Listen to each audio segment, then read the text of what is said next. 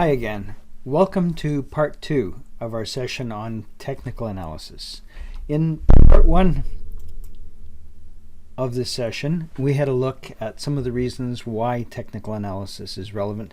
We had an introduction to different types of charts, and we looked at certain kinds of trends. In this session, we're going to take a look at some of the technical indicators, including those that are price-driven and momentum-driven. We'll also take a quick look at investor sentiment indicators and the way that economic cycles affect markets. Some of the technical indicators that are most important or most relevant to us include things that are based on price and volume. Also, we take a look at indicators that are based on momentum. Essentially taking account for the inertia that people believe exists in markets. Sentiment refers to the general beliefs of investors as reflected by different sources. And we have other sources like a flow of funds indicator as well. Price-based indicators start off with simple ideas that moving averages can give us an indication of what is next to come.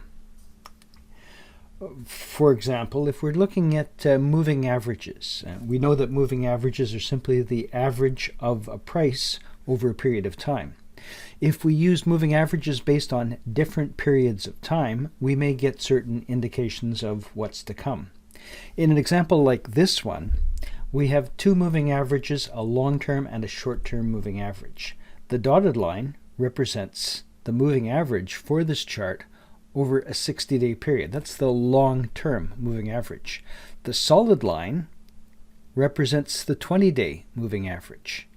Now, the importance that we see here is that there are a couple of places where the indicators cross, or where the moving averages cross. In the first case, we have the short-term moving average crossing the long-term moving average from top to bottom. That's called a golden cross, and it's an indicator of an improvement in price. And so we see an advance in this particular stock over this period. The unfortunate next example is the dead cross. And that's where we have the short-term moving average, the 20-day moving average, crosses the long-term moving average from top to bottom. So from high to low, look out below, and now we see the fall in the market.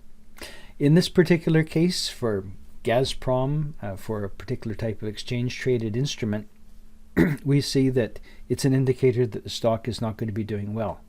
But perhaps some good news in the future, we see a couple more crosses in that price. Again, whether it's like reading tea leaves or whether it is a science is up to you to decide. For the Carmana example that we looked at earlier, we have a dramatic change in the business. Something happens to this company in December of 2018, and it's nothing that we can find out by looking at the charts. There's something fundamental that's affected the company, and there is a huge change, a huge divergence in the share price. But from the chart that we see, the information that we have from the chart only, we can see that we have two moving averages, and at the top of the chart it says we have a 50-day moving average, our short-term moving average, and we have a 200-day moving average. That's the red one. And the short term crosses the long term from high to low, and so we do see there's a downward trend. And then after this a big jump in the market, we see the golden cross a little bit later on. And that's an indication that good things are to come. Well, I would not have a lot of confidence in looking at this unless I had more information. I don't know what happened on that day, but it was certainly interesting. We have other indicators that are based on those moving averages. One of the most famous of these is called the Bollinger Band. John Bollinger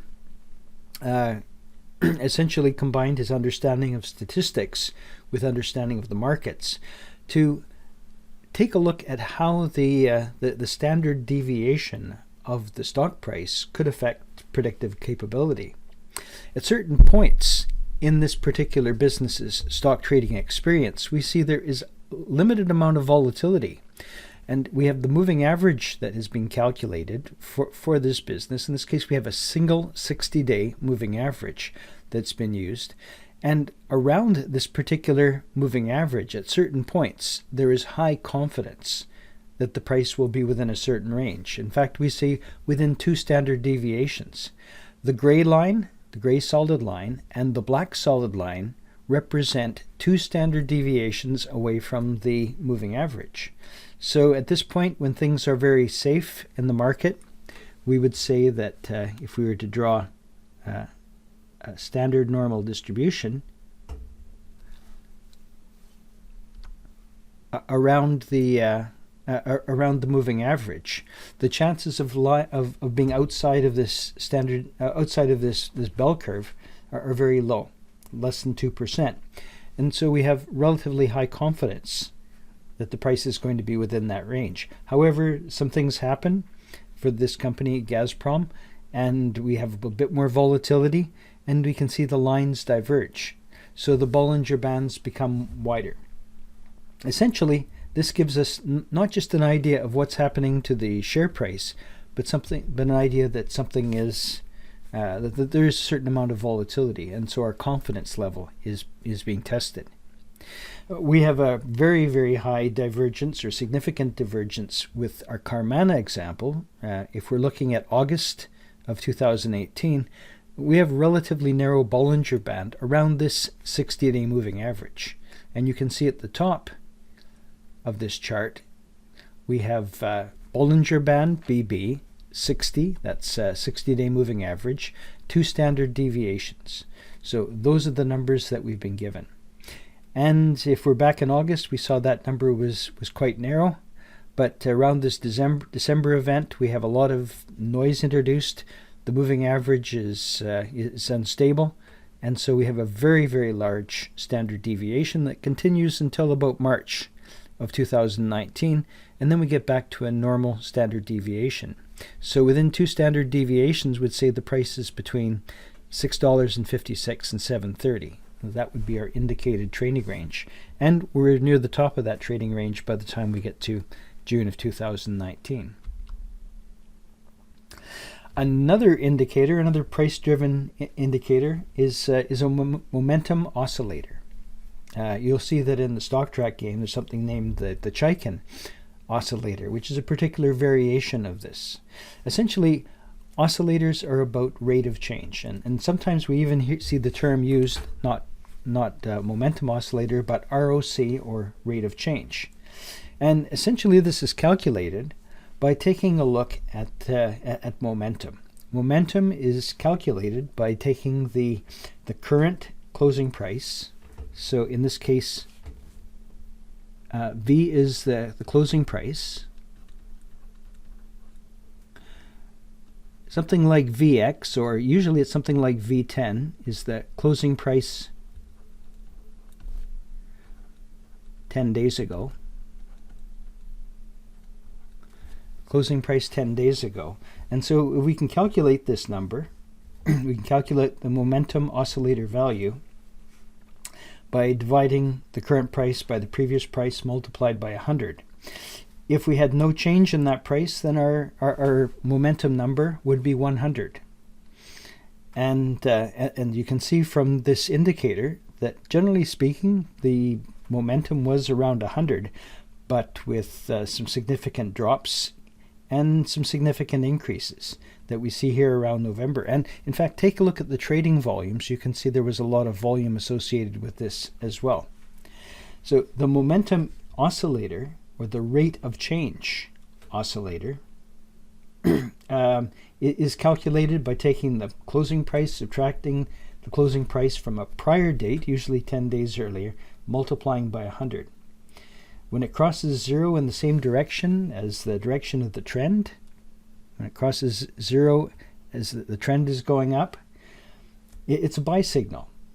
And if it enters negative territory during a downturn, well, that would be a selling signal, at least according to the original design and our understanding of the of that particular approach.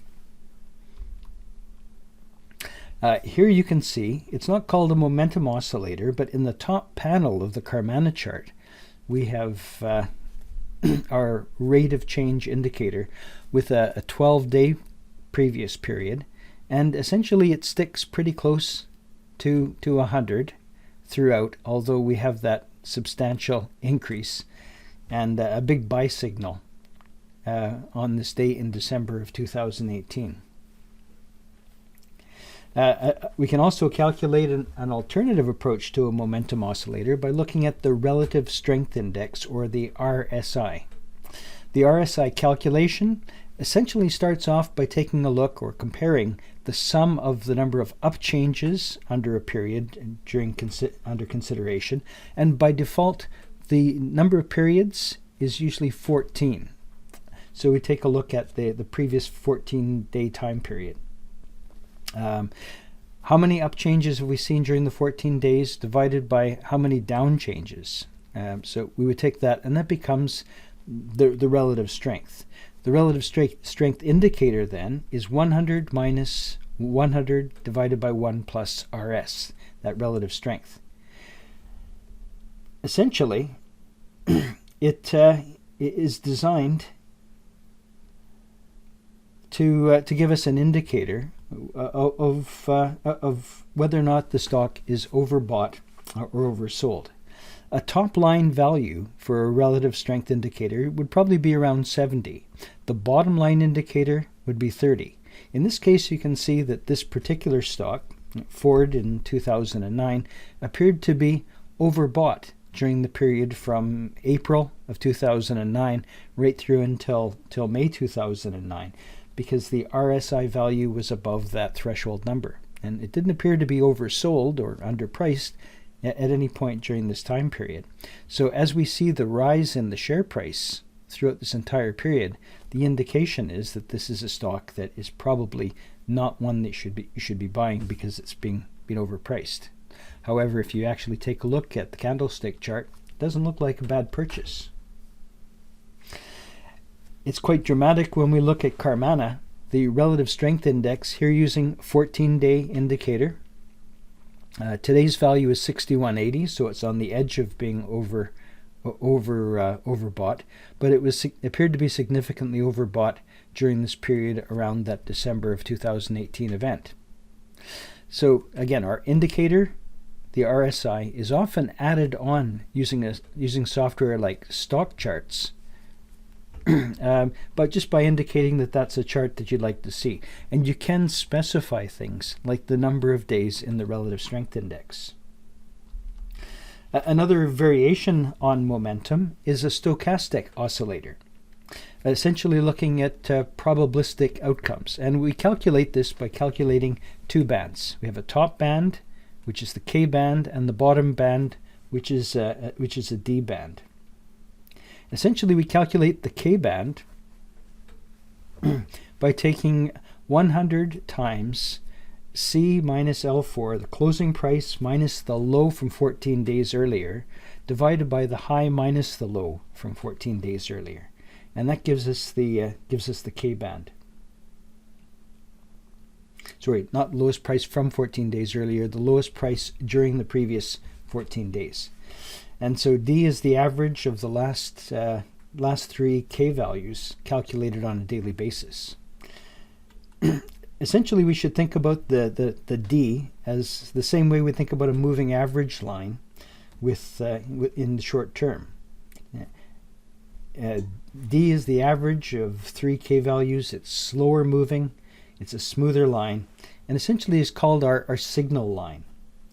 K is the faster moving line, and so the percentage K means that the latest closing price was in the kth percentile of the high to low range. Essentially, we have the same kind of an indicator of an overbought and oversold stock. If you pass beyond a number like 80, then we're in the overbought position, and we're below 20, we're in the oversold position. So the fair price would be someplace in the 50 range.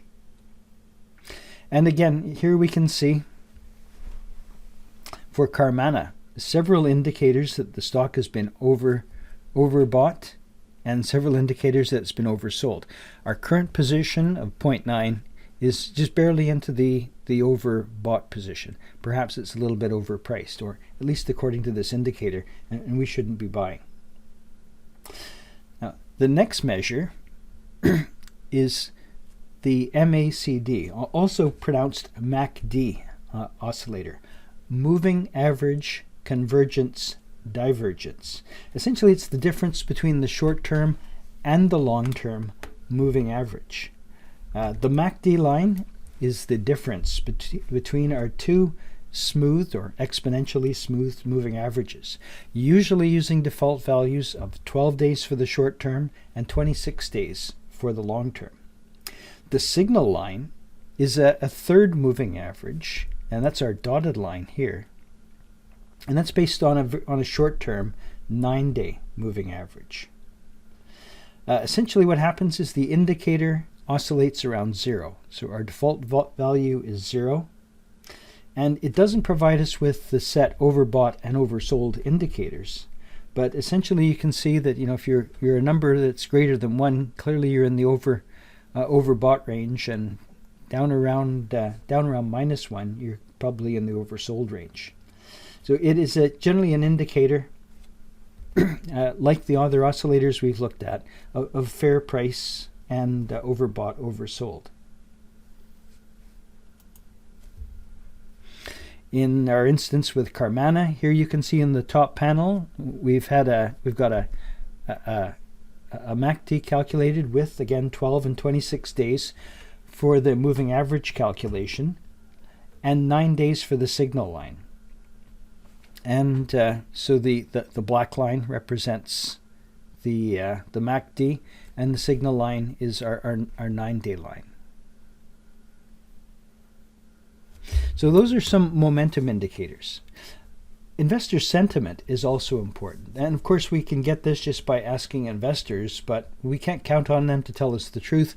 They would have an interest in misleading us. So we have a number of other sources that are useful. Some of these are public sources or published sources, and they have titles like Investors Intelligence, Advisors Sentiment Report, or Market Vein, Bullish Consensus, and so on.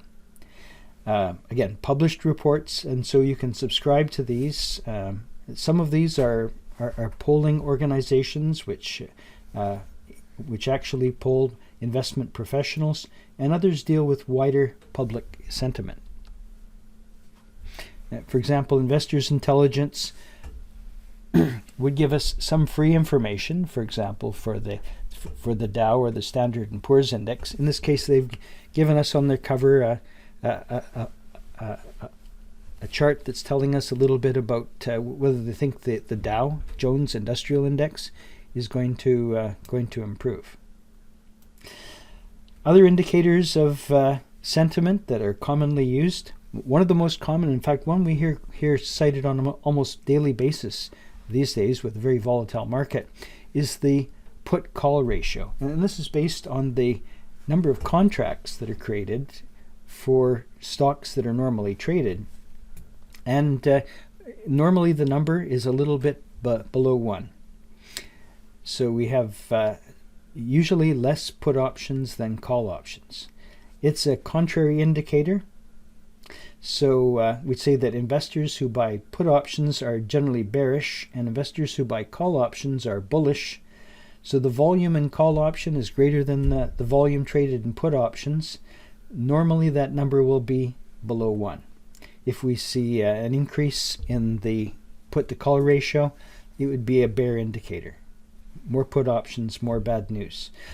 Another indicator that we've mentioned earlier in the course, the VIX, or the Chicago Board Option Exchange Volatility Index, and again, based on options and stocks on S&P 500 traded companies, that's how they construct the index. And it can be used with trends, patterns, and oscillator tools as well. Been in effect since 2003. I probably went through until 2018 before I actually saw it quoted in another newspaper or heard it on a radio station, and it's something that you hear about almost on a weekly basis now because of the increase in volatility.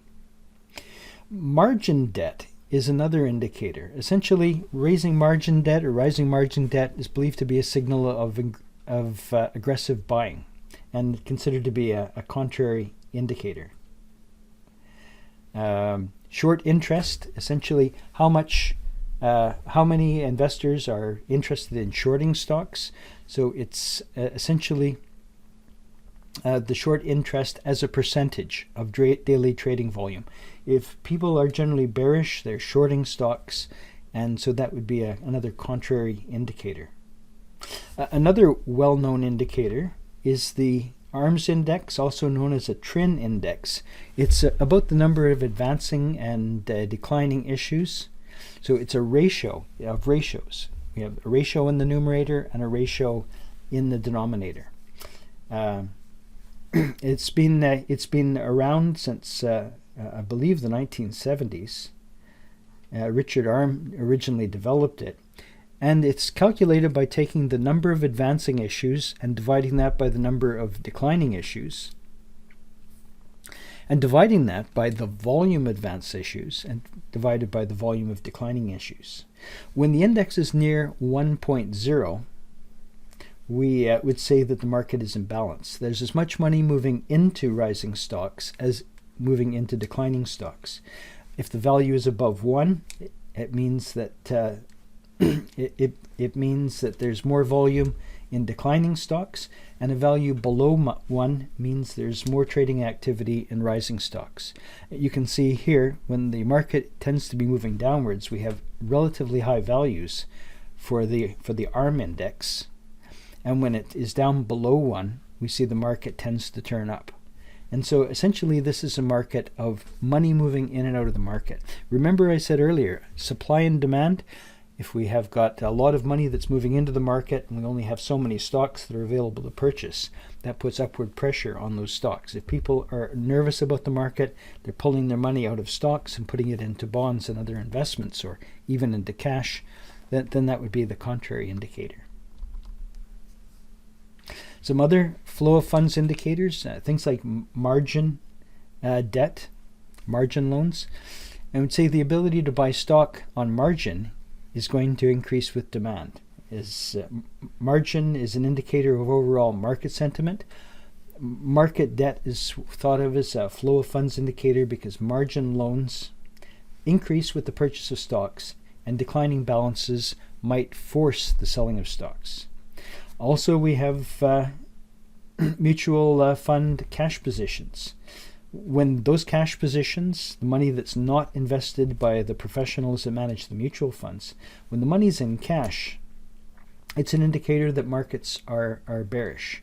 When those cash funds are low, it's an indicator that indicator of good markets, because we think of those fund managers as being seasoned professionals who would not leave cash sitting in the vault when there are good investments to be had.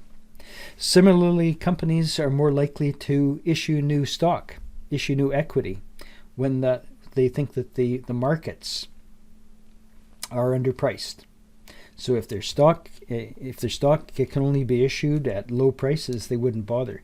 If the stock can be issued at high prices, which they might think is overpriced, they'd be more likely to issue stock.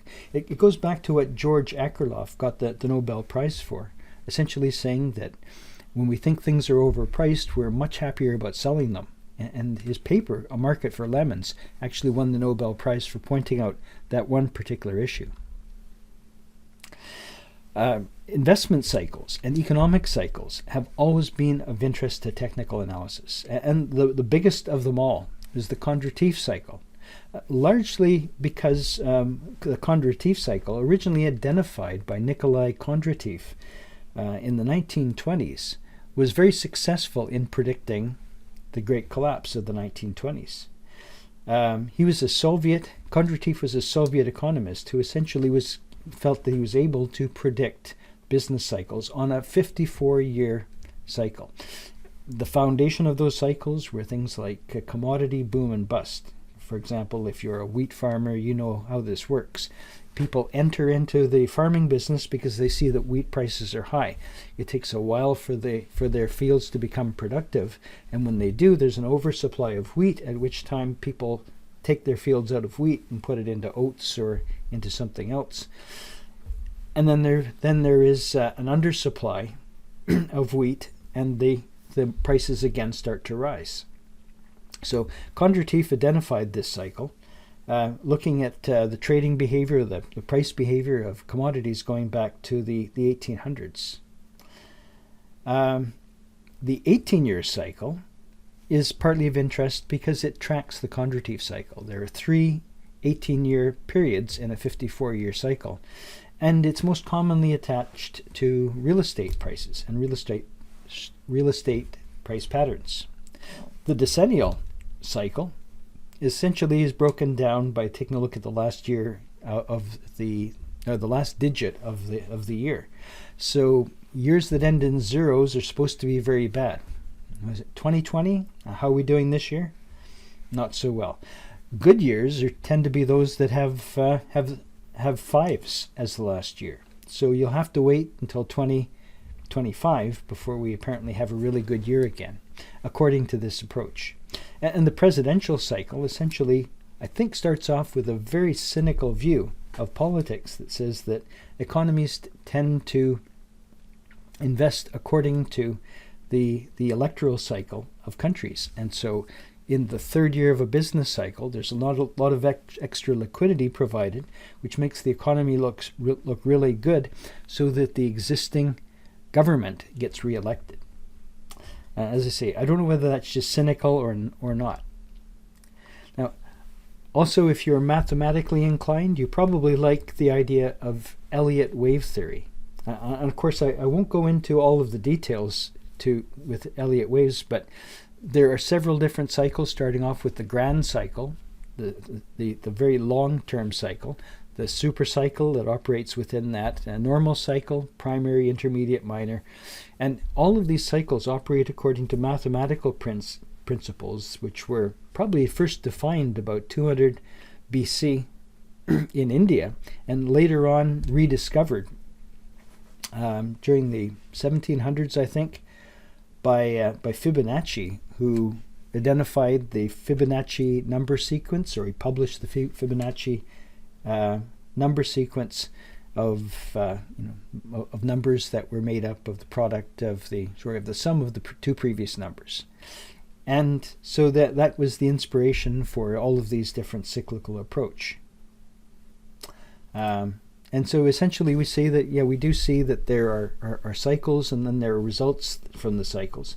And that's where we get the interim market, the impulse waves and the corrective waves. So we get an expansion in the market followed by a correction, followed by a bigger expansion, followed by a correction, and so on. And then all of these individual waves make up a larger wave.